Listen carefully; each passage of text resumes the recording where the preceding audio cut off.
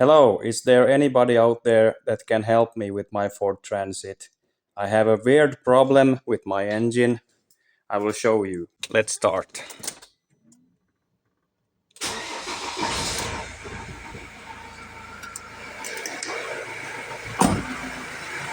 It started right away. Then it goes like this for a minute.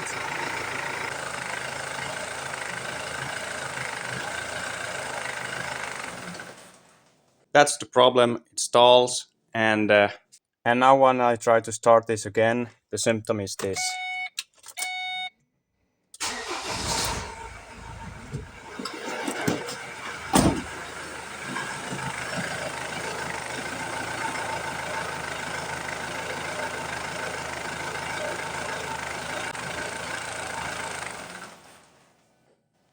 Now when the engine is warming up, it won't stay in idle and it shuts down after some seconds. I have made a separate video about this on my channel where I go deeper into this problem, and so if you're a car mechanic or if you know about these Ford Transits, please let me know in the comments and help me.